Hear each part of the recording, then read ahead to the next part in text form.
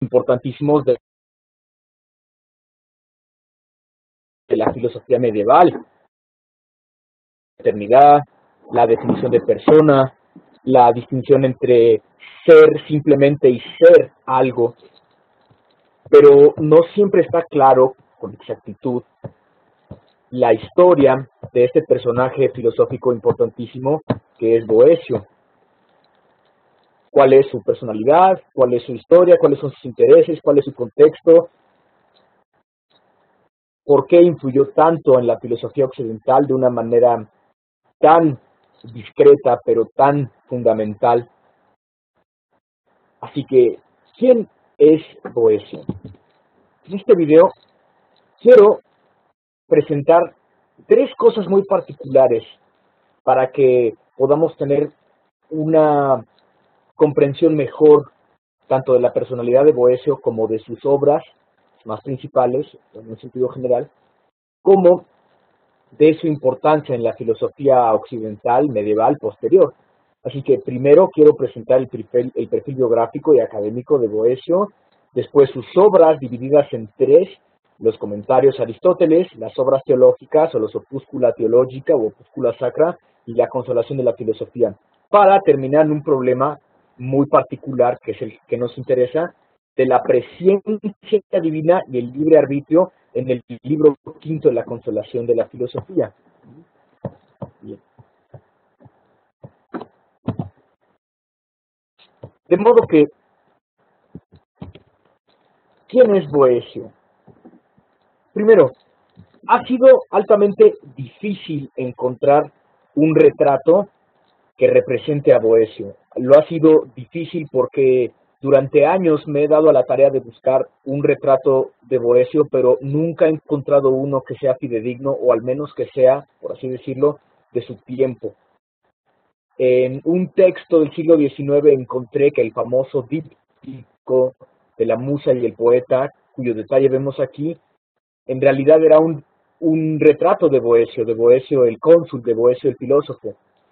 Pero esto me sigue pareciendo altamente discutible, de modo que no puse una figura convencional, sino que puse esta porque me parece la más adecuada, aunque por supuesto no queda demostrado que este sea el retrato más cercano a Boecio.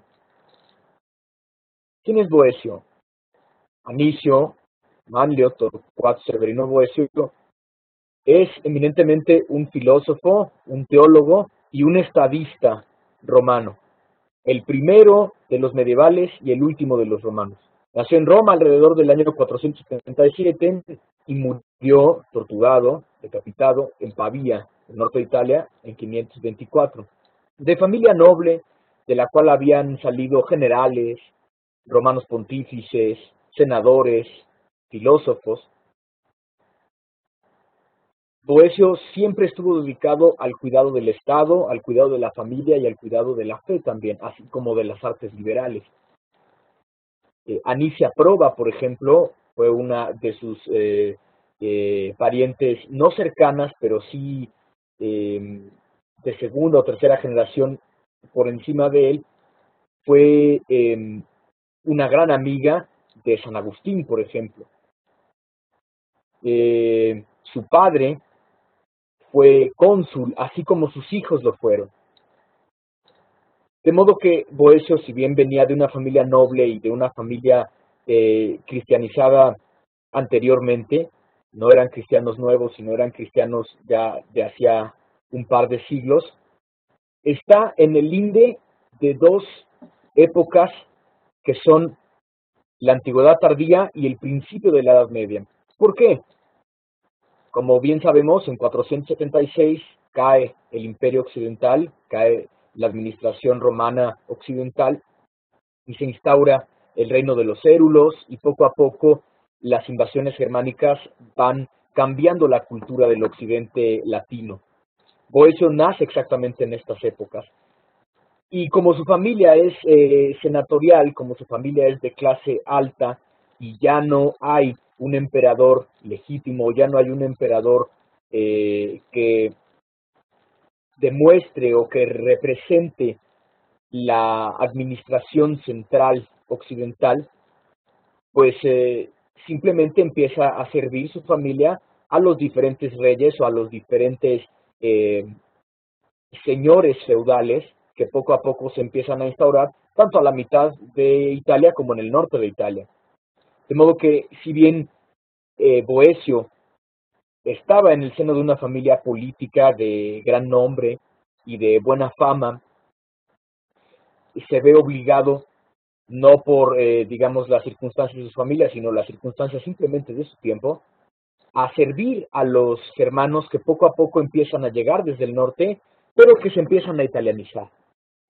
Es así que Boecio está considerado como el último romano y el primer medieval. Varios hombres han recibido esta titulatura. Por ejemplo, Agustín la recibió, por ejemplo, Flavio Aecio, uno de los generales, si no es que el último general que Roma dio con grandeza y que pudo detener más o menos a Atila en la batalla de los Campos Cataláunicos, han recibido este nombre. Pero bien se lo merece Boecio en el sentido filosófico, porque es gracias a él que la tradición grecolatina sobrevive en gran parte y puede pasar a la siguiente generación, incluso cuando ya está muy bien sepultada la religión antigua, cuando ya está muy bien sepultada o más bien muy bien cerrada la academia platónica de Atenas y los filósofos empiezan a huir a diferentes partes del Oriente, como a Persia o como a Egipto o a Babilonia.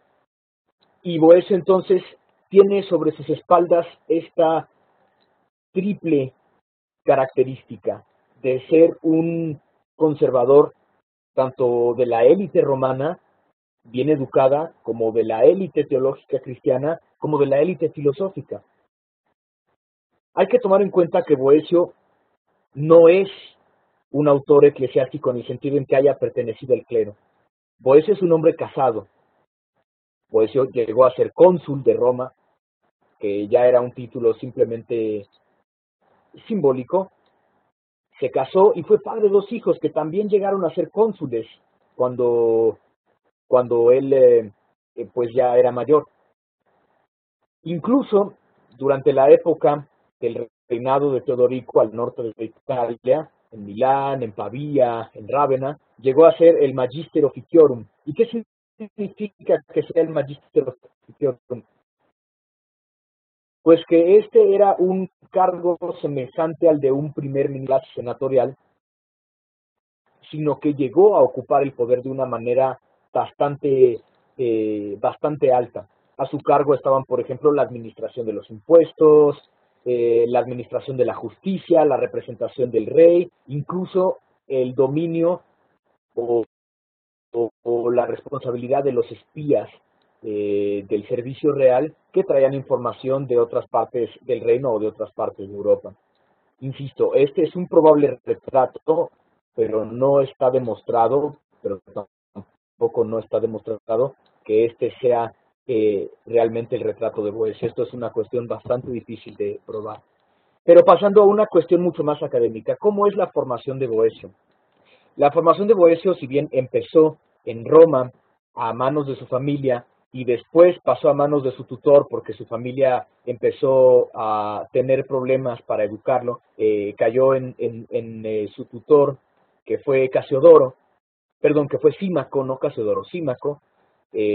Empezó en Roma, pero después cuando se vio que el joven Boecio tenía dotes para la gramática, tenía dotes para la política, para el griego, para la filosofía, así como para la teología, su familia decidió enviarlo a Alejandría.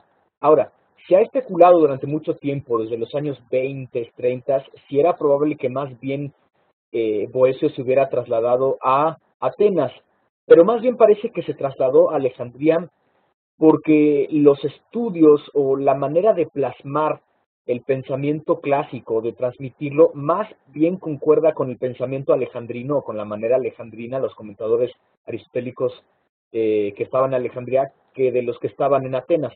Aunque claro, es difícil saber si hay una distinción entre el Oriente y el Occidente en esta época, a principios del siglo VI, finales del siglo V. No hay propiamente una distinción clara entre el Oriente y el Occidente, pues porque aún se habla griego, incluso en el oriente aún se habla latín. Justiniano es el último gran emperador bizantino que habla latín. Entonces no hay una manera, digamos, muy clara de diferenciar tanto política como geográficamente el oriente del occidente. Sin embargo, el gran discriminante que nos ayuda a saber si Boecio realmente fue a Alejandría o Atenas es la manera de presentar sus estudios o de presentar su asimilación de la filosofía clásica según el estilo alejandrino. Así que lo más probable es que haya cursado estudios filosóficos en la escuela de Amonio de Hermias. Amonio de Hermias es famoso por ser un neoplatónico bastante bueno, pero bastante flexible y de hecho bastante abierto a las obras aristotélicas. Amonio de Hermias es famoso por sus comentarios a las obras lógicas de Aristóteles, que aún tenemos, por ejemplo, su comentario al de Interpretazione, su comentario a las categorías, incluso su comentario a algunas otras obras filosóficas de Aristóteles que no son las obras lógicas. Entonces, en su estancia en Alejandría, Boecio se empapa de toda esta tradición filosófica, tanto neoplatónica, por una parte matemática y metafísica, como aristotélica, por la parte lógica, el estudio de la gramática, el estudio de la lógica, el estudio de la silogística, para hacer del órgano aristotélico, que son las obras lógicas de Aristóteles, la herramienta de estudio para después poder proceder a las realidades más altas, como los primeros principios o como la vida misma de Dios. Así que desde su juventud, Boecio conoce muy bien la obra de Aristóteles, así como las obras de Platón, algunas por supuesto, leyó muy bien a Platón, y los comentaristas, o más bien los comentadores, tanto de Aristóteles como de la corriente neoplatónica, que están de moda en su tiempo. Y de hecho él tiene la gran idea de traducir y de comentar las obras de Aristóteles, e incluso las de Platón, al latín, ya que había muy pocas traducciones de las obras de Aristóteles hechas en un buen latín. Por ejemplo, Agustín había leído las categorías, no sabemos exactamente de manos de quién recibió la traducción, es probable que de Mario Victorino. Igual otros estudiosos en el círculo de los platónicos de Milán empezaban a traducir las obras de Platón o algunas obras de Aristóteles al latín, pero no lo hacían o no eran de muy alta calidad o muy fieles las traducciones, o tenían fallas bastante sistemáticas, por así decirlo. Entonces Boecio, tratando de aprovechar su formación, intenta darse a la tarea de traducir todas las obras posibles, tanto de Platón como de Aristóteles, al latín. Por otra parte, comentarlas, y por otra parte, cosa que nunca pudo hacer, demostrar que Aristóteles y Platón en el fondo decían lo mismo, pero de manera diferente. Si bien fue un proyecto grande, pues no llegó a concluirse simplemente porque Boecio murió mártir demasiado joven, alrededor de unos 48, 49 años tendría. Ahora, hay que saber también que Boecio pertenece a la gran generación de los grandes comentadores griegos de Aristóteles, como Juan Filópono, Simplicio, Elías de Armenia, Amonio, el mismo Amonio, por ponerlo aquí, entre otros varios.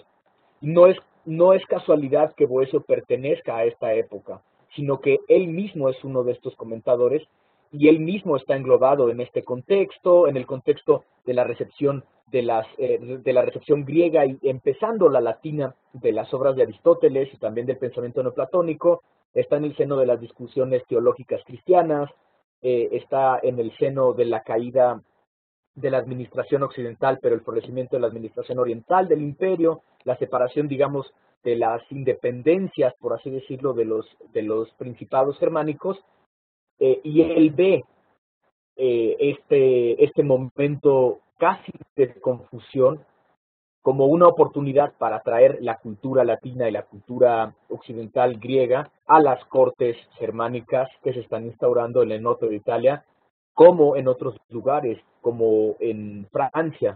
Sabemos, por ejemplo, que Teodorico mandó hacer a Boecio un reloj para Clovis de Francia, Clovis Luis I, Clovis el rey de los francos. Y esto lo sabemos por un pasaje en las cartas de Casiodoro, que fue muy amigo, un amigo íntimo de Boecio, que también sufrió la persecución de Teodorico al final de sus días, y que Casiodoro terminó siendo monje en el sur de Italia, y se puso a escribir sus memorias y cuenta este pasaje. Entonces, podemos notar que Boecio es un tipo de, por así decirlo, inculcador cultural o de transmisor cultural con un proyecto bastante claro y bastante ambicioso, pero que por desgracia no puede terminar de llevarse a cabo. Lo que vemos en la pantalla es una portada de uno de los comentarios de Amonio de Hermias a alguna de las obras de Aristóteles. Ahora, ¿cómo es la vida política de Boecio? Si bien ya lo he estado diciendo un poco. Boecio, luego de sus estudios, se casa, tiene hijos, regresa para servir en la corte del rey Teodorico. Para esto hay que saber que Teodorico, cuya efigie está en la moneda que aparece aquí, lo vemos de una manera italianizada. Hay que saber que Teodorico venía de Panonia, pero él era un germano de nacimiento. Pero fíjense cómo lo vemos bastante italianizado. No tiene la barba, ni los bigotes, ni las armas de los germanos. Al contrario, trae aquí a la Victoria Adam en su mano. Hay que saber que Teodorico estuvo como rehén real cuando era muy joven, cuando era muchacho, en la corte bizantina, así que hablaba griego y latín perfectamente, así como su lengua nativa. Y ante el vacío de poder de la caída de Roma y de la caída de Odoacro, a quien personalmente asesinó Teodorico, instaura su monarquía en el norte de Italia, tendiendo incluso hacia el sur, haciéndose casi con todo el poder en la península. Así que Boecio llega para servirlo en la corte como magister officiorum, como primer ministro, simplemente porque ya no existe la figura imperial. Dedica su tiempo entonces libre, Boecio, a la filosofía, pero también a su familia. En sus ratos libres, en sus ratos donde no tiene esta administración imperial, donde no tiene esta administración monárquica o real, comenta los libros sobre física, sobre matemáticas, sobre metafísica, incluso sobre astronomía. El gran rival entre tres ciencias y cuatro ciencias, que son el quadrivium y el trivium, las ciencias naturales y las ciencias, por así decirlo, sermocinales o ciencias de la palabra, pues poco a poco se lo podemos agradecer a Boecio, porque él va forjando esta tradición de la división de las ciencias, que tiene un corte neoplatónico, por supuesto. En sus tiempos libres, que no serían muchos, pero a los cuales él dedica un tiempo consistentemente, se pone a estudiar y se pone a hacer un comentario y una sistematización sobre estos conocimientos que ha legado la tradición clásica. Ahora, hay que saber también con mucha claridad que Boecio es un fiel cristiano católico frente a los arrianos. Los arrianos consideran o consideraron que Cristo no tenía una naturaleza divina, sino que era la mejor de las criaturas, frente a los cristianos católicos ortodoxos, que proponían que Cristo sí tenía dos naturalezas, la divina y la humana. Este modo de dividir la cristiandad, a final de cuentas, terminó costando la vida a Boecio, porque hay que saber también que el rey Teodorico era arriano, y apoyaba mucho a los arrianos oficialmente y no veía exactamente con buenos ojos, al final de sus días, la posición de los católicos ortodoxos, porque los empezó a asociar como aliados del imperio bizantino, del cual al final de sus días Teodorico se hizo enemigo, y ante los cuales perdió su reino. Por cuestiones teológicas y políticas, como la que ya he mencionado, Boecio termina cayendo de la gracia de Teodorico y es acusado de traición por interponerse entre un senador, el senador Albino, y el rey, de tal modo que esto hace sospechar a Teodorico que Boecio más bien está siendo un traidor, así que lo manda encarcelar. No sé con claridad si le quitó sus propiedades o no, y a la espera de su juicio, el cual no puede apelar y en el cual no estuvo presente Boecio,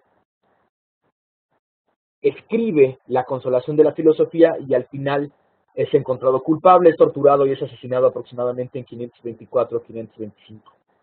Hay que saber que Boecio está considerado como un santo en el martirologio romano. Su fiesta se celebra el 23 de octubre. También hay que saber que sus reliquias se conservan en la misma basílica en Pavía, donde también se conservan las reliquias de San Agustín. De tal modo que el lugar donde se conservan las reliquias de ambos hombres ilustres, tanto de Agustín como de Boecio, es un lugar importantísimo para la cristiandad. Pero no mucha gente lo conoce. Así que Boecio recibe culto y es santo, es santo en el martirologio romano y recibe culto en su diócesis en Pavía. Y su diócesis su culto está avalado desde la época del Papa León III. Aquí quiero yo introducir algunas imágenes ilustrativas de la época de Boecio. Vemos este mosaico que representa el palacio de Teodorico, este de aquí, en el cual seguramente vivió, o quizás, mejor dicho, sirvió Boecio. Este mosaico que está en la Basílica de San Apolinare Nuovo, en Rávena, el norte de Italia, una de las 4 capitales de Teodorico, se conserva bastante bien. Simplemente hay que saber que cuando los bizantinos invadieron y terminaron con el reino de Teodorico, las imágenes que estaban en el centro de los arcos que vemos aquí, que seguramente representaban a Teodorico y a su familia, y probablemente hasta Boecio, fueron borradas. De modo que las cortinas que se ven aquí no son originales, sino que están cubriendo unas imágenes que convino la autoridad posterior a la de Teodorico en quitar, como mostrando que ahora venía una nueva era. Ojo, los mosaicos de hasta arriba sí se conservan y sí son de la época de Teodorico, sin que hayan recibido, hasta donde llega mi información, una restauración o una remodelación que quitara ese tipo de carga política. Ahora, esta es la Basílica de San Pietro in Ciel d'Oro en Pavía, donde se conservan las reliquias tanto de San Agustín como de San Boecio. ¿Dónde está Pavía? Pavía está aproximadamente unos 25 kilómetros al sureste de Milán. Es una ciudad a la mitad de los campos de arroz y de algunos bosques cultivados por los habitantes de la región. Y hay que saber que es un templo que no está muy visible, simplemente está en la esquina de una plaza y es fácil perderse para llegar. Boecio está sepultado, o sus reliquias, las reliquias que quedan, que no son demasiadas, pero están presentes, las conservamos, están localizadas en la cripta, exactamente abajo del altar mayor, donde están presentes las reliquias de San Agustín. De modo que un santo está arriba y otro está abajo. Estas son las reliquias que conservamos de Boecio en Pavía. Vean cómo dice aquí la urna: Corpus Sancti Severini Boeti Mártir. Y cómo aquí están sus huesos. Estas son las reliquias óseas, ex ossibus, que conservamos de Boecio. Acá atrás de esta urna está una placa en piedra que contiene una ovación, así como algunos datos biográficos de Boecio. Vale, eso en el sentido biográfico.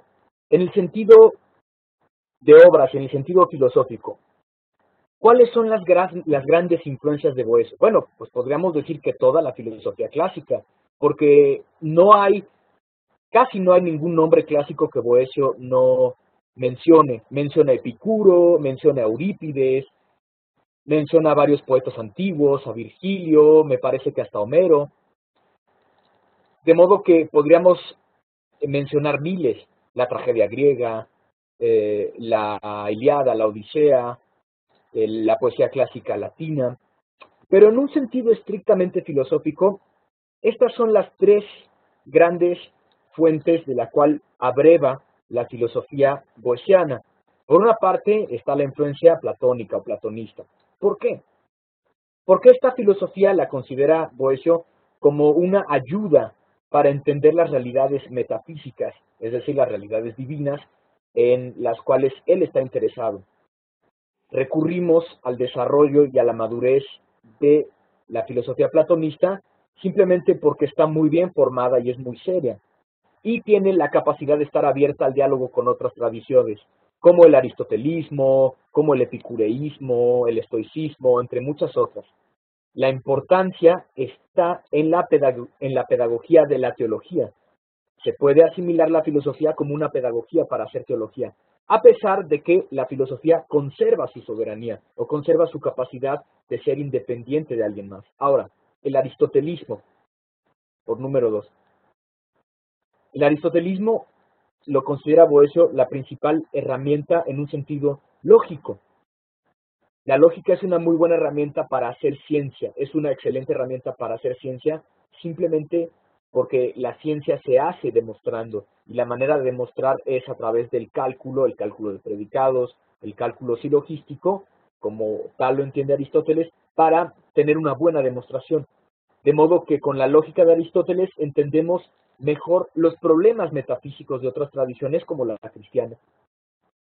Y así, si bien Boecio conoció otras obras de Aristóteles, como muy seguramente conoció la física y la metafísica, incluso la retórica y la ética, los comentarios que nos quedan de Boecio a las obras de Aristóteles, que son fundamentales para el desarrollo lógico medieval, son las del Órganon, es decir, la de los tratados de lógica de Aristóteles. Y 3, está la teología cristiana como una de las fuentes del pensamiento boeciano, independientemente de que la teología cristiana no es una filosofía. ¿Pero por qué decimos esto? Pues porque la teología cristiana aporta los problemas más profundos en los cuales Boecio usó tanto el pensamiento platonista, aristotelista, estoico, etcétera, todas estas herramientas clásicas para resolver los problemas que proponía la teología cristiana, de modo que se asume la fe como una revelación verdadera, pero la hacemos más clara y comprensible en categorías filosóficas sin que una ciencia sirva a la otra, sin que la teología se convierta en filosofía y sin que la filosofía sea la sirvienta inferior, pero sí la colaboradora de la teología. Ahora, en el sentido lógico, Boecio tiene una doble tarea. Por una parte tiene la tarea de traducir las obras de lógica de Aristóteles y por otra parte tiene la tarea de comentarlas. Así que hay que recuperar las obras lógicas, el órganon, acuérdense que el órganon significa instrumento. Aristóteles no considera que la lógica sea una ciencia, sino que sea un instrumento para hacer ciencia. Boecio traduce las obras lógicas que puede. Esto en la tradición posterior se va a llamar lógica vetus. Vetus, es decir, la lógica antigua, porque fueron las obras lógicas que llegaron desde la antigüedad o desde tiempos anteriores a que los árabes o los bizantinos del siglo XII o XIII trajeran las obras de Aristóteles que se habían perdido en Occidente. La lógica vetus, ¿qué libros comprende? Estos que están aquí mencionados en la lista que incluso Boecio comenta 2 veces en algunas ocasiones. Contiene la Isagoge de Porfirio. La Isagoge de Porfirio es la introducción, así su nombre lo dice en griego, que Porfirio escribe a las categorías de Aristóteles.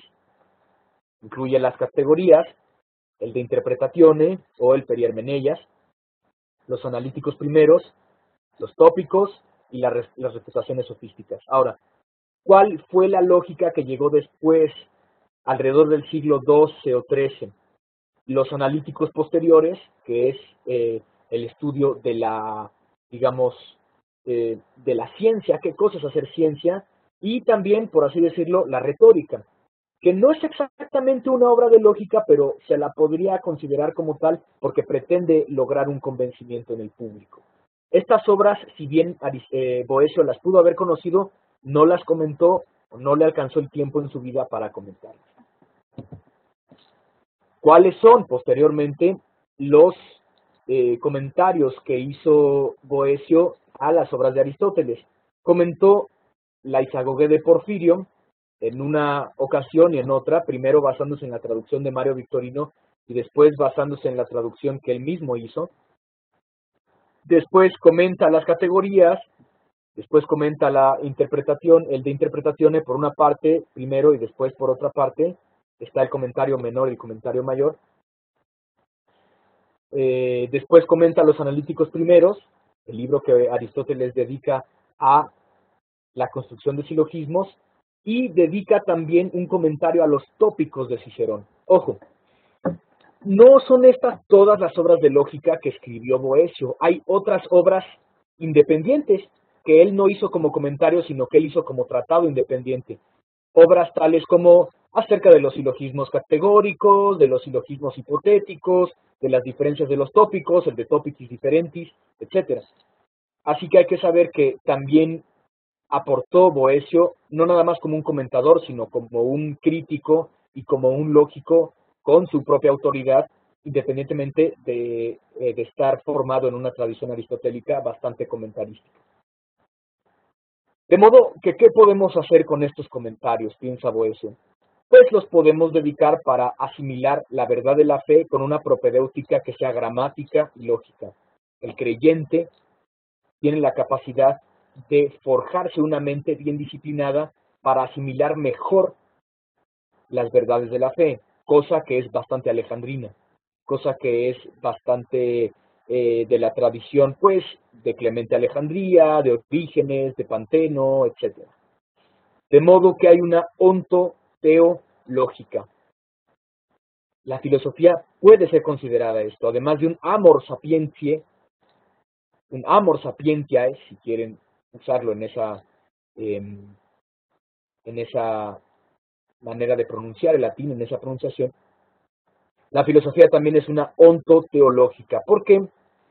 Porque busca analizar la causa de la realidad, la primera causa de la realidad, en el aspecto metafísico, onto, teológico, es decir, teo, de donde viene de una manera revelada, de una manera soberana la realidad, y lógico, cómo lo podemos nosotros asimilar a nuestra mentalidad humana.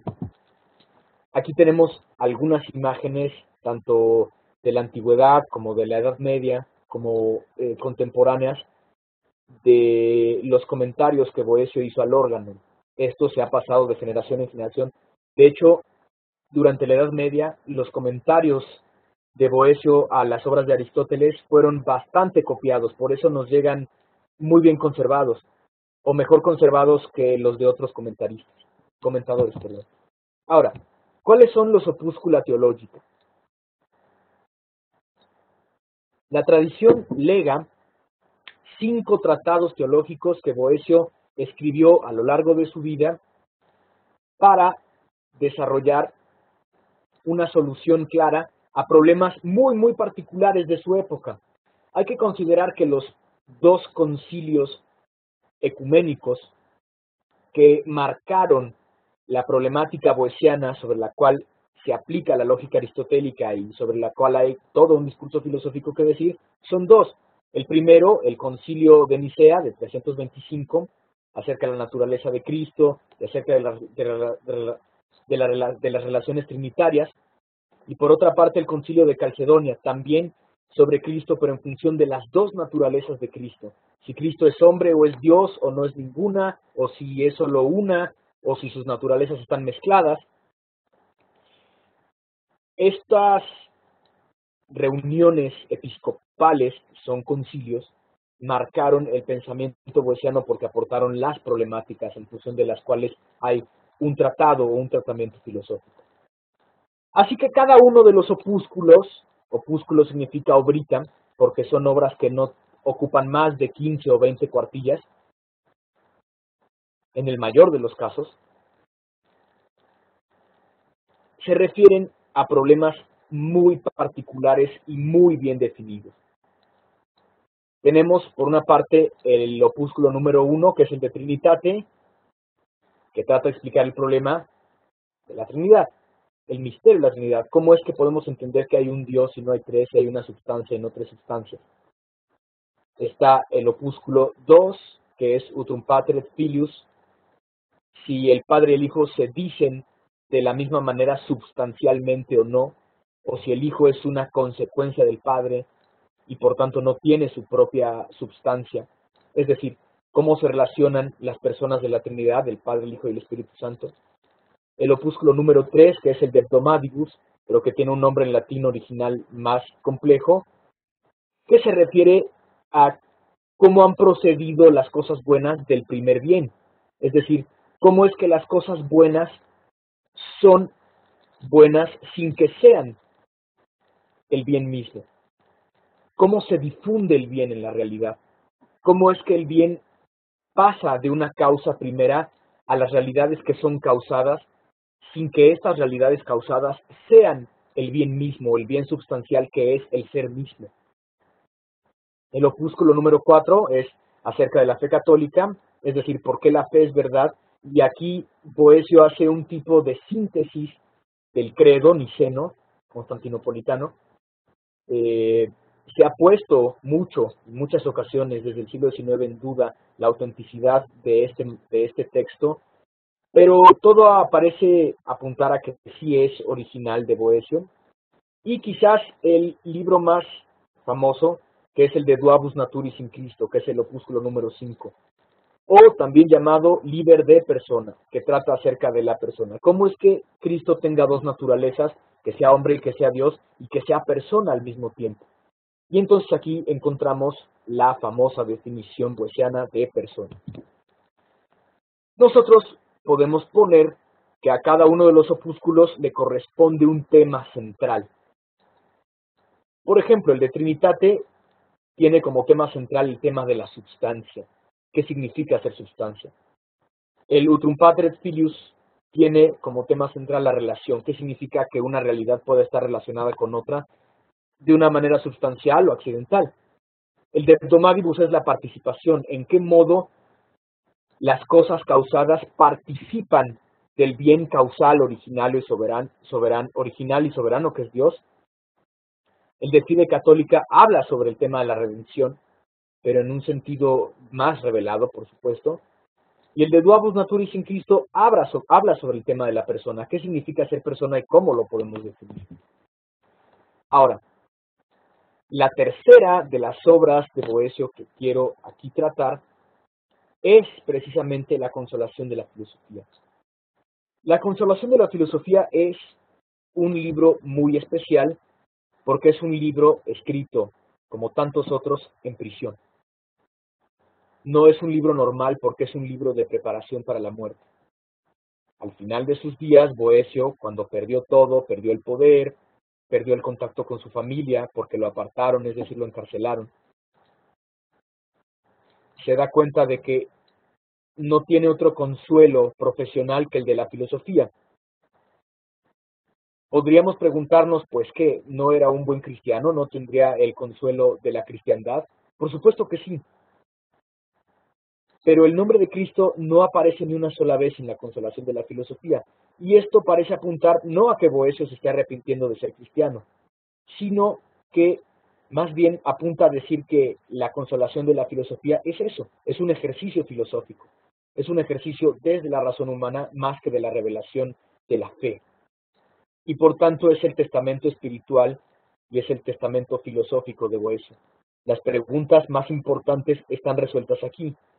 Las preguntas, por ejemplo, con el encuentro con la muerte, el sentido de la vida, la búsqueda del sumo bien y la bienaventuranza, están aquí, no en otro lugar, porque aquí pues ya no tiene tanta importancia la filosofía aristotélica, sino que confrontándose con la muerte, con la pérdida del poder, con la decepción de los que se decían amigos suyos, con la decepción del servicio a la corona, con la decepción de el servicio político prestado, Boecio trata de darse un poco de paz desde su profesionalidad filosófica. De modo que cuando él está muy triste tratando de consolarse con música, en el centro de su celda aparece la filosofía personificada como una mujer muy bella, muy elegante, vestida de blanco, que viene a consolarlo en su celda y que viene a encontrar con él de una manera dialógica, en un ejercicio filosófico, en un ejercicio dialéctico, la verdad, la paz, la serenidad, para poder simplemente morir bien. La consolación de la filosofía es un ejercicio de bien morir.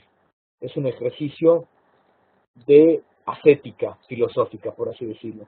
Es un ejercicio de asimilación de la propia naturaleza, pero sobre todo es un ejercicio de paz. Porque como en el Fedón, Boecio se da la oportunidad de ir más tranquilo desde la argumentación. De modo que la consolación pretende preparar para la muerte y dar cuenta de que el ejercicio de la filosofía sí es fructífero, incluso en el más horripilante de los casos. Ahora, el problema que quiero yo tratar, muy particularmente como un tema selecto, es el problema de la presciencia divina y la libertad humana. Este problema está presente en el último libro de la consolación de la filosofía, es decir, en el libro quinto de la consolación de la filosofía, y le daré lectura de una manera muy particular. ¿Cómo podemos resumir este problema? De una manera muy sencilla. Si Dios, que está fuera del tiempo, y por tanto, si está fuera del tiempo, ha visto ya todo el tiempo, y ha visto lo que nosotros vamos a hacer, y por tanto ve los futuros contingentes como necesarios. Si Dios ya ha visto lo que nosotros vamos a hacer, ¿dónde queda nuestra libertad? Parece que nuestra libertad no existe si Dios ya ha visto todo lo que vamos a hacer y que la libertad simplemente es una apariencia y que nosotros simplemente estamos en este mundo cumpliendo lo que Dios ya ha visto, lo cual es un problema bastante tenso. Si lo analizamos con profundidad, nos daremos cuenta de que es bastante tenso el problema o nos puede dar bastante tensión, pues porque parece que no somos más que juguetes del destino o ni siquiera del destino, de lo que Dios ya ha visto, como si el mundo estuviera fuera de sus manos, pero sí dentro de su conocimiento, es decir, de Dios. Aquí en las imágenes pues vemos que se contrapone la presciencia. Si Dios supiera todas las cosas, parece, incluso si supiera nuestros futuros contingentes, lo que nosotros haremos en el futuro, parece que nosotros no tenemos libertad. Si Dios ha visto todo desde fuera del tiempo, ¿cómo es posible que exista la libertad? ¿O es acaso posible que exista o que no exista? Parece que si Dios ya conoce los futuros contingentes de un modo necesario, no hay capacidad de ser libres, sino solo de hacer lo que Dios ya ha visto. Y el problema es que esto implicaría que el hombre no es libre y por tanto no está hecho a la imagen de Dios y que de alguna manera la Escritura se equivoca, cosa que no puede pasar, no conviene que suceda, o simplemente que Dios no es tan bueno porque es cruel, nosotros podríamos pensar. Ahora, esto le da bastante problema a Boecio, pero alcanza a dar una solución, alcanza a dar la respuesta en el libro quinto de la consolación de la filosofía, que ahora yo voy a leer.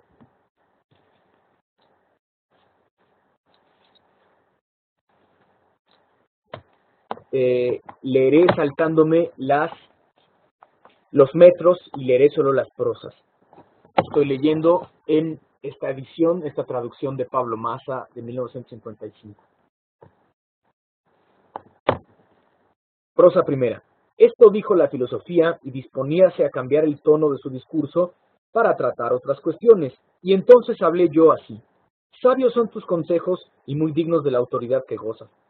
Pero has dicho hace un instante que la cuestión de la providencia se relaciona con otras muchas y ahora lo comprendo yo. Porque dime, ¿crees que en realidad existe el azar? Y en caso de que exista, ¿cuál es su naturaleza? Enseguida añadió, voy a cumplir mi promesa de abrirte el camino que te volverá a tu patria. Ten presente, sin embargo, que aun cuando estas cuestiones no parezcan de interés, se apartan un tanto de nuestro propósito, y es de temer que, fatigado con tales digresiones, no te queden las necesarias energías para llegar a la meta. No abrigues tal temor. Para mí será un descanso aprender cosas que de tal manera me interesan. Por otra parte, una vez explicados con tu acostumbrada maestría todos los aspectos de la cuestión, no quedará lugar a duda en lo que demás que tratares. Te daré gusto, dijo, y comenzó de esta manera. Si por azar se entiende un acontecimiento o serie de ellos que sobrevengan de modo accidental, fuera del encadenamiento natural de las causas, es preciso afirmar que el azar no existe. y que esa palabra, al no designar nada, carece de sentido. Porque si todas las cosas suceden conforme a un orden establecido por Dios, ¿qué lugar queda en lo fortuito o imprevisto? En efecto, de la nada no sale nada. Pensamiento este muy cierto que ninguno de los antiguos se atrevió a negar, si bien no fue formulado a propósito del principio creador y agente, sino de la materia creada, es decir, de la naturaleza de los seres. Y si un acontecimiento sobreviene sin causa, es como si saliera de la nada. Y siendo esto imposible, igualmente lo será que exista el azar, tal como lo hemos definido o supuesto. Entonces, nada hay que se pueda llamar caso fortuito, o bien, ¿existe algo aún desconocido por el vulgo que pueda llevar ese nombre? Mi discípulo Aristóteles, en su física, definió esta palabra concisa y exactamente. ¿Cómo? Siempre que realizándose una acción, dice, con un designio cualquiera, sucede por ciertas razones algo diferente de lo previsto. Se habla de azar. Por ejemplo, si uno al remover la tierra para cultivarla encontrara enterrada una vasija llena de monedas de oro. Al parecer, este hecho es debido al azar, pero no procede de la nada, sino que tiene sus causas, y por concurrir estas de un modo inesperado, dan la impresión de haberse producido algo casual. Porque si el que trabaja el campo no hubiera removido la tierra y el otro no hubiera enterrado allí su fortuna, nada se hubiera encontrado. Pues eso es lo que ha traído aquella ganancia casual, que se debe al concurso y a la acción conjunta de causas eslabonadas y no a la voluntad de la gente. Porque ni el que ocultó el oro, ni el que después removió la tierra tuvieron intención de que fuera descubierto el oro, pero según lo dicho, ha habido una serie de causas que han influido separada y conjuntamente para que el segundo desenterrara lo que el primero ocultó. Podríamos pues definir así el azar. Es un acontecimiento imprevisto por un conjunto de causas concurrentes, que un conjunto de causas concurrentes hacen entrar en la cadena de hechos realizados con determinado plan. La concurrencia de las causas y su mutua concatenación proceden del orden inflexible del universo, que teniendo su origen en la providencia determina el lugar y el tiempo de cada cosa. Prosa segunda. Comprendo cuanto dices y veo que las cosas son así. Mas ahora quisiera saber si con esta serie de causas estrechamente eslabonadas existe nuestro libre albedrío, o si por el contrario los movimientos del espíritu humano están sujetos a la fatalidad del destino. Existe el libre albedrío, ya que un ser dotado de razón no puede carecer de él. En efecto, aquel que por su naturaleza puede servirse de la razón es capaz de juzgar lo que le conviene elegir, por tanto distingue por sí mismo lo que debe rechazar y lo que puede apetecer. Buscará pues lo apetecible y se apartará de lo rechazable, de manera que el que está dotado de razón está por el mismo hecho dotado de libertad para querer o no querer. Pero hay que advertir que no todos tienen el mismo grado de libertad, porque las sustancias superiores y divinas que gozan de un juicio clarísimo y de voluntad íntegra y firme tienen asimismo poder eficacísimo en la realización de sus deseos. En cambio, las almas humanas necesariamente serán tanto más libres cuanto mejor se mantengan en la contemplación de la mente divina. Su libertad irá disminuyendo a medida que desciendan a los cuerpos y todavía más cuando queden aprisionados en miembros terrenos. Llegarán al extremo de la esclavitud cuando, entregadas a los vicios, pierdan la propiedad de la razón que es su sello característico. Porque una vez han bajado desde la contemplación de la luz soberana, de la verdad hasta la del mundo inferior y tenebroso, quedan envueltas en la oscuridad de la ignorancia, viéndose perturbadas por funestas pasiones. Si con estas ceden y consienten, refuerzan la esclavitud a que se sometieron, viniendo a quedar presas de su propia libertad. No obstante, desde toda la eternidad, la mirada de la providencia ve y distingue semejantes fluctuaciones, y para cada cual tiene predestinado su merecido. Ella todo lo ve, todo lo oye. Prosa tercera. Pues bien, dije, ahora surge otra dificultad mayor. ¿Cuál? Porque conjeturo ya lo que te inquieta. Me parece que hay una absoluta oposición y repugnancia entre la presencia universal de Dios y la existencia del libre albedrío. Porque si Dios todo lo prevé sin que pueda equivocarse, necesariamente ha de verificarse lo que la providencia ha previsto. Luego, si desde toda la eternidad conoce no solamente los actos, sino también los propósitos y la voluntad de los hombres, no existe el libre albedrío, puesto que no se verificarán más que los actos y propósitos conocidos por la infalible presencia de Dios. Si los acontecimientos pudieran seguir una ruta diferente de la prevista, la presencia del futuro no sería firme, sino más bien una conjetura incierta, y parece cosa impía atribuir esto a la divinidad. Por otra parte, me resulta del todo inaceptable la serie de razonamientos con que algunos pretenden soltar el nudo de la cuestión. Dicen que si se producen determinados acontecimientos no es porque hayan sido previstos por la providencia, sino al contrario, porque cuantos se habían de verificar no pudieron evadirse de la infinita mirada de Dios. Con lo cual no hacen sino invertir la cuestión sin por eso resolverla.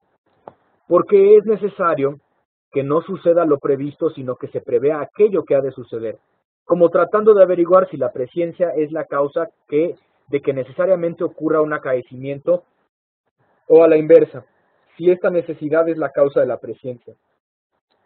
Pero lo que importa demostrar es que cualquiera que sea el orden de las causas forzosamente, los acontecimientos cumplen lo previsto, aun cuando esta precisión o presciencia no implique la necesidad de que ellos se verifiquen. Por ejemplo, si una persona está sentada, el juicio que esto afirma es necesariamente cierto, y recíprocamente, si es cierto el juicio que afirma está sentada tal persona, necesariamente aquella persona sentada está. Existe pues una necesidad en los dos casos. En el segundo, la necesidad de que esté sentada, y en el primero, la necesidad de que sea verdadero el juicio de que tal cosa afirma. Pero si uno está sentado, ello no se cumple porque sea cierto el juicio que lo declara. Al contrario, este juicio es verdadero porque antes de él se ha dado el hecho de que alguien estuviera sentado. De suerte que aun cuando la verdad proceda de causa exterior, en los dos casos existe igual necesidad. De análoga manera, podemos razonar acerca de la providencia y de los acontecimientos futuros, pues aun cuando sean previstos porque tienen que suceder, sin ser cierto que sucedan por haber sido previstos, sin embargo, por parte de la providencia es de toda necesidad que lo que haya de suceder sea previsto, y que todo lo previsto se verifique, con lo cual desaparece el libre albedrío humano. Ahora bien, sería cosa absurda el afirmar que el desarrollo de los acontecimientos en el tiempo sea la causa de la presciencia divina. Creer que Dios prevé las cosas futuras porque han de suceder equivale a suponer que los hechos pasados son la causa de esta suprema providencia. Por lo demás, si yo sé con certeza que una cosa existe, es necesario que exista, e igualmente si con certeza sé que ha de existir, necesariamente un día u otro existirá, es decir, que es infalible la realización de una cosa prevista. Por último, si uno representa una cosa diferentemente de cómo es, no solo tiene conocimiento de ella, sino que su idea es falsa, en un todo opuesto a la verdad del conocimiento. Por consiguiente, si debe darse un hecho sin que su realización sea cierta y necesaria, ¿cómo puede preverse su cumplimiento? Pues así como el conocimiento verdadero excluye el error, de igual manera lo que mediante aquel se sabe no puede menos de existir tal y como se conoció. Si la ciencia no conoce la mentira, es porque necesariamente las cosas son como aquellas se las representa. ¿Y cómo puede Dios prever los futuros inciertos? Si juzga inevitable la realización de hechos que pueden no producirse, se equivoca. Y es cosa impía no solo el pensar, sino aún decir tal cosa. Y si juzga de los hechos como son en sí, es decir, que lo mismo pueden verificarse que no verificarse, ¿a qué se reduce la divina presciencia que nada sabe ni seguro ni firme? En tal caso, ¿en qué se diferencia de aquel ridículo oráculo de Tiresias cuando yo dijere sucederá o no sucederá? ¿Es que sería superior la providencia a la opinión humana si juzgaba como inciertos los acontecimientos cuya realización no es segura? Por lo tanto, si en esta fuente universal del conocimiento, en la que todo es certidumbre, nada puede haber incierto, es segura la realización de los hechos de la providencia, es segura la realización de los hechos que la providencia prevé como ciertos.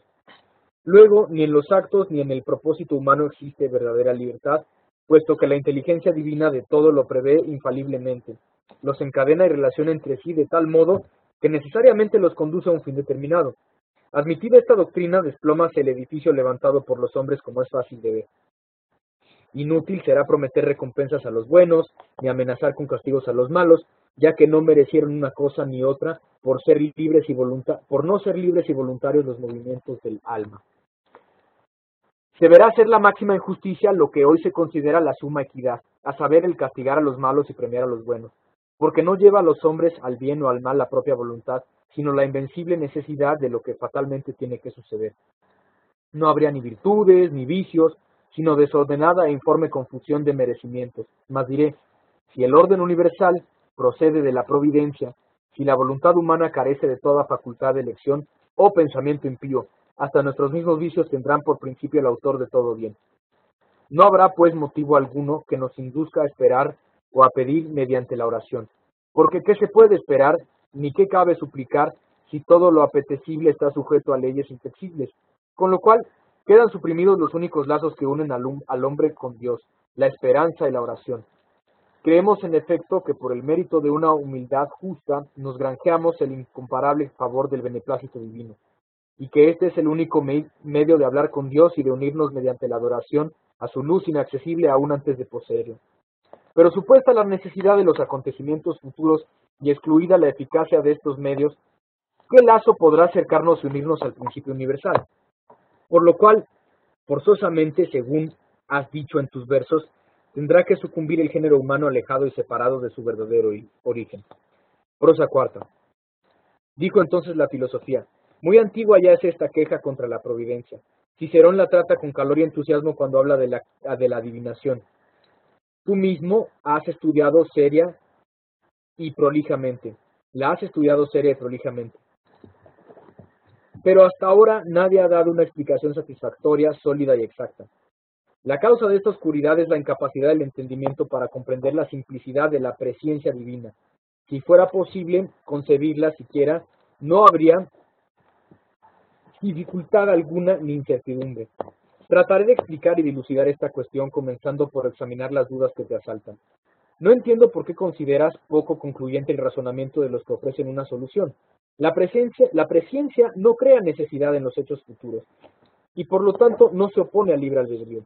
Tu argumento a favor de la necesidad de los acontecimientos futuros se reduce a esto. Han sido previstos, luego tienen necesariamente que suceder. Y si la presciencia no implica necesidad en los futuros contingentes, como lo has reconocido tú mismo, ¿qué razón habrá para suponer tal necesidad en los futuros voluntarios? Para facilitar la discusión y a fin de que comprendas mejor lo que voy a decir, supongamos que la presciencia no exista. ¿Acaso, ciñéndonos a nuestro punto de vista, no habiendo presciencia de los actos de la voluntad, serán impelidos por alguna necesidad? De ningún modo. Supongamos ahora que exista, sí, la presciencia, pero que no impone necesidad alguna a los acontecimientos futuros. Entiendo que la libertad de la voluntad seguirá intacta y absoluta. Pero dirás, si bien la presciencia no implica necesidad en los futuros, no obstante es señal de que necesariamente habrán de realizarse. En tal caso, aún no existiendo la presciencia, resultará ser necesaria la realización de los hechos futuros, porque el signo indica lo que ya existe, pero no lo produce. Por tanto, será preciso demostrar primero que todo sucede por necesidad, y de esta necesidad será signo la presciencia. De lo contrario, si la necesidad no existe, la presciencia no podrá significar una cosa irreal. Y para que una demostración sea sólida, no se ha de fundar en los signos o argumentos externos, sino en razones necesarias e extrínsecas. ¿Cómo puede ser que los acontecimientos previstos no se verifiquen? Ello equivaldría a suponer que aún teniendo Dios presciencia de los hechos futuros, estos no habían de llegar a cumplirse. O mejor, que aun cuando se realizasen no habían en su naturaleza ninguna causa intrínseca que los hicieran necesarios. Fácilmente encontrarás por ti mismo la respuesta. Tenemos a la vista cierto número de actos mientras se están realizando, por ejemplo el espectáculo de los aurigas que conducen y dirigen sus cuadrigas u otros parecidos. ¿Hay alguna causa por la que necesariamente estos hechos se hayan de desarrollar como los vemos? Ninguna. El esfuerzo del arte sería superfluo si todos los movimientos se hubieran de realizar por la fuerza o la necesidad. De un hecho que no obedezca a necesidad alguna en el momento de producirse, tampoco tuvo necesidad de existir antes de que se produjera. Luego hay acontecimientos que deben verificarse y cuya realización está libre de toda necesidad, porque nadie dirá que un hecho que se ha verificado no estaba en camino de realizarse antes de que sucediera. He aquí pues un hecho previsto y cuya realización es libre, porque si el conocimiento del presente no implica la necesidad de los hechos que se verifican, la presciencia del porvenir tampoco supone la necesidad de los futuros. Pero la dificultad, dirás, está en saber si puede darse presciencia de hechos cuya realización no sea necesaria.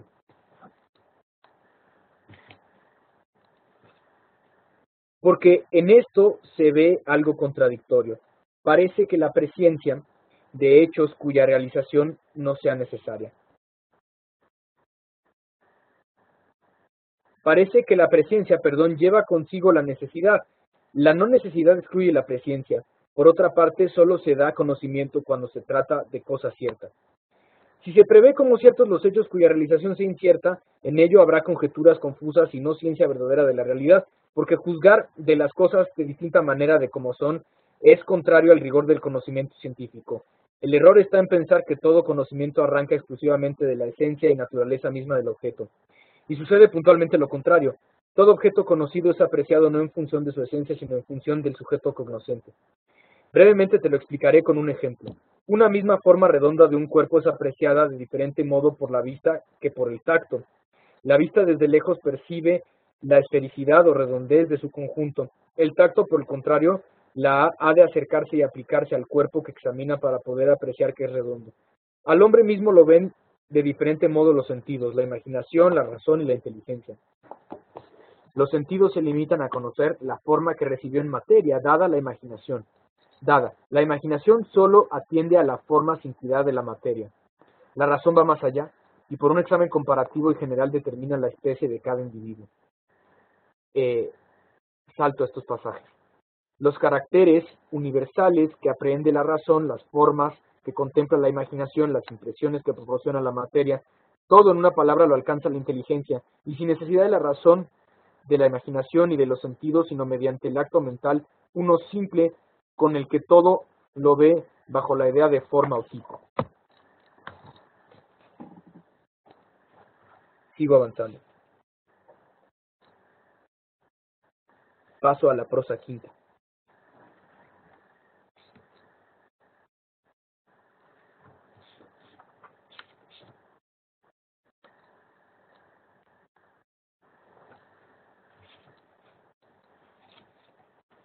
En la percepción de los objetos, los órganos de los sentidos han de recibir las impresiones externas, siendo necesario que a la actividad del espíritu preceda una sensación física que atraiga la acción de la inteligencia y despierte las formas en ellas dormidas. En estas condiciones, para la percepción, el espíritu no es informado por las sensaciones, sino que los datos que éstas le proporcionan juzgan por su propia luz. Con mayor razón hemos de inferir que los seres libres de toda influencia corpórea e independientes del mundo externo, para formular sus juicios pueden bogar velas desplegadas, dando en libertad su inteligencia. Por eso, en el conocer hay tantos grados como clases diferentes de seres. Sigo avanzando. Prosa sexta. Si, como hemos demostrado anteriormente, el conocimiento de las cosas no depende de la naturaleza de ellas, sino de la del ser que las conoce, examinemos cuánto nos sea dable, cómo es la naturaleza divina para poder conocer también cuál sea su ciencia. Que Dios es eterno lo prueba el consentimiento unánime de todos los pueblos. Consideremos que es la eternidad, así descubriremos también la naturaleza de Dios y el carácter de su ciencia o conocimiento. La eternidad es la posición total y perfecta de una vida interminable, definición que resultará más clara si la estudiamos en vista de las cosas temporáneas. Todo ser que vive en el tiempo está de continuo yendo desde lo pasado a lo futuro, siendo incapaz de abarcar de una sola vez toda la duración de su existencia. No ha alcanzado aún el día de mañana cuando ya ha perdido el día de ayer. En vuestra vida actual solo vivís el momento presente, rápido y fugaz. Así un ser sujeto a la ley del tiempo puede no haber tenido principio y no tener fin, como Aristóteles afirma del mundo, pero no por eso reúne las condiciones necesarias para que se le pueda llamar eterno. Puesto que siendo su vida ilimitada, no puede abarcar de una vez su duración. No está todavía en el futuro ni tampoco es suyo el pasado. Por el contrario, el ser que abarque y posea igualmente en su totalidad la plenitud de una existencia sin límites, de manera que no le falte ni un solo instante del porvenir ni del pasado, con toda razón se podrá llamar eterno, el cual por necesidad y totalmente se posee a sí mismo en el presente. Jamás se abandona y en su presente reúne la infinidad de los momentos del tiempo que fluye. Esto nos muestra el error de aquellos que imaginaron que el mundo creado es coeterno con su creador, por haber entendido que Platón enseñara que el mundo no tuvo principio en el tiempo ni jamás tendrá fin. Son cosas muy distintas, en efecto. El prolongar indefinidamente una existencia sin límites, atributo que según Platón propio del mundo, y abarcar igualmente en su totalidad la actualidad de una existencia ilimitada, lo que evidentemente corresponde a la divina inteligencia. Si juzgamos que Dios es anterior a la creación, esto no se debe entender por razón de tiempo, sino en cuanto a que es la consecuencia de la simplicidad de su naturaleza. Salto. Por lo cual, y para dar a las cosas el nombre más apropiado, diremos con Platón que Dios es eterno y el mundo es perpetuo. Así pues, como el juicio abarca el objeto conforme a las leyes de la naturaleza cognoscente, y Dios goza de un eterno presente, su ciencia, elevándose por encima de todo movimiento del tiempo, conserva la simplicidad del estado presente, y abarcando el curso infinito del pasado y del futuro, considera todos los acontecimientos en su conocimiento simplísimo como si sucedieran en el presente. Por lo cual, no se puede pensar que esta presencia universal sea como la presencia del futuro del que hablan los mortales, sino que es la verdadera y certísima ciencia de un presente siempre actual. Por eso es mejor llamarla providencia y no previdencia o presciencia, puesto que existiendo lejos de los seres, todas las cosas ve adelante de sí desde el encumbrado ápice del mundo. ¿Cómo quieres, pues, que una necesidad coaccione lo que está iluminado con luz divina, cuando ni siquiera los hombres imponen tal necesidad a las cosas que ven? ¿Acaso acaso lo que tú ves en este momento se hace necesario por el hecho de que tú lo veas? No. Pues bien, si me es lícito parangonar lo divino con lo humano de la misma manera que vosotros veis series de hechos en el presente fugaz que vivís, Dios los contempla todos en el eterno presente de su existir. De manera que esta presencia divina no transforma ni la naturaleza ni las propiedades de las cosas. Estando presentes ante Dios, Él las contempla como un día serán en el tiempo. No confunde sus juicios acerca de los seres, y con una sola mirada de su divina inteligencia discierne lo que debe suceder necesariamente de lo que no está sujeto a necesidad. De manera semejante vosotros, al ver, por ejemplo, que mientras un hombre camina por la tierra, a la vez está saliendo el sol, simultáneamente presenciáis dos cosas, pero las distinguís reconociendo que la una es necesaria y la otra es voluntaria. Así, y aquí está la solución, la mirada de Dios al contemplar las cosas no transforma su carácter, siendo para él presentes, son sin embargo futuras con relación al tiempo. De donde resulta que no es conjetura sino conocimiento cierto y verdadero el que Dios tiene de que un acontecimiento se haya de producir en el tiempo, sabiendo además que no ha de ocurrir en virtud de necesidad alguna. ¿Me dirás acaso un hecho cuya realización ve Dios en el futuro no puede menos de suceder, y en estas condiciones ocurrirá por cierta necesidad? He de confesar que hay aquí una verdad innegable, pero solo está al alcance del que puede contemplar lo divino. Debes advertir, no obstante, que en un mismo hecho futuro referido a la ciencia divina aparecerá como necesario, pero considerado en su propia naturaleza será independiente y libre. Hay dos clases de cosas necesarias. Unas que lo son absolutamente, como el que los hombres sean mortales; otras son condicionalmente necesarias, como el hecho de que uno ande cuando con certeza se sabe que está andando. Porque si se conoce un hecho, éste no puede menos de ser como se conoce. Pero esto no implica necesidad absoluta de que el hecho exista. En tal caso, la necesidad no viene de la naturaleza del hecho, sino de una condición o circunstancia que a él se agrega, porque ya se comprende que nada hay que obligue a un hombre a caminar cuando lo hace voluntariamente, aunque mientras está caminando necesariamente se verifique el hecho de que camine. Del mismo modo, si la providencia ve un hecho en el presente, necesariamente se ha de dar tal hecho, aunque por su naturaleza no implique ninguna necesidad. Ahora bien, Dios ve simultáneamente presentes los futuros libres, los cuales, por consiguiente, con relación a la mirada divina, son necesarios por ser conocidos por la ciencia de Dios, pero considerados en sí mismos no pierden el carácter de libres propio de su naturaleza. Es pues indudable que todos los futuros previstos por Dios se han de verificar; algunos de ellos proceden de libre albedrío, y aún en el verificarse su existencia, no borra en ellos el carácter de libres, porque antes de producirse podrían no haberse producido. Pero dirás, ¿qué importa que no sean necesarios si de todas maneras se han de producir por el hecho de estar en la presencia divina, que se parece muchísimo a la necesidad? Recuerda solamente lo dicho al exponerse, el ejemplo del sol que está saliendo a la vez que va caminando un hombre. En el momento en que estos hechos se verifican, no pueden menos de verificarse, pero el primero, aún antes de existir, llevaba en sí la necesidad de producirse, y el segundo no estaba sujeto a semejante necesidad. Del mismo modo, las cosas que Dios tiene ante sí presentes, ineludiblemente se producen, pero unas se producen por la necesidad y otras de la libre facultad de la gente. Con razón, pues, te dije que los hechos libres referidos al conocimiento divino son necesarios, pero considerados en sí mismos están exentos de toda necesidad.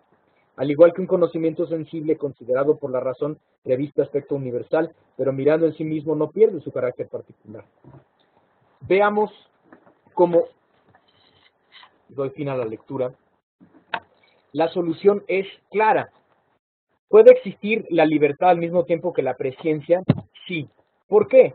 Porque existe lo que es necesario por naturaleza como lo que existe contingente por naturaleza. Es decir, Dios ha visto, pero Dios no ha decidido lo que los agentes libres pueden hacer.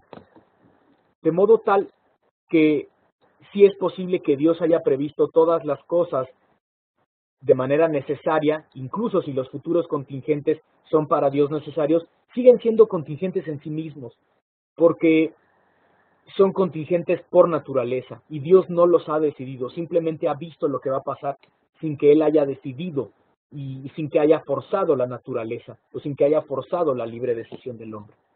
No es que Dios vea posibilidades, sino que las posibilidades están en el seno del hombre, y Dios ve lo que ha de pasar simplemente porque está fuera del tiempo. De tal modo, quisiera terminar con esto, el problema de la oposición aparente entre el libre albedrío y la presciencia divina. Al menos esto en Boecio, en el libro quinto de la Consolación de la Filosofía.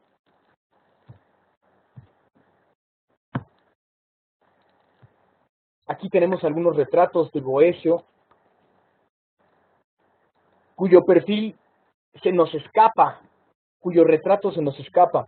El más probable, según algunas investigaciones, aunque también es impugnable, que es el díptico de la Musa, que está en Monza, en Italia, podría representar a Boecio. Aquí está la Musa, aquí está Boecio. Este otro retrato procede de un códice carolingio de aproximadamente el año 845. Este es Símaco, que fue el tutor y el suegro de Boecio, y este es el mismo Boecio. Veamos cómo están ya vestidos a una usanza pues más de la época de Carlomagno. Este es Boecio en un códice anglosajón del siglo XII, me parece que es anglosajón. Este es Boecio en un códice belga ya del siglo XV, aquí está la filosofía y aquí está Boecio adentro de la celda. Y este es muy interesante, esta es una escultura contemporánea rusa. Veamos cómo Boecio está atado, como finalmente lo estuvo, parece, porque estuvo preso, pero cómo tiene una expresión de tranquilidad y de serenidad, porque esa es la expresión del filósofo. Para eso sirve la filosofía, a pesar de que ella misma no tenga una utilidad, sino que eso mismo es su fruto. La paz, la tranquilidad, la certidumbre, la calma, la serenidad en última instancia.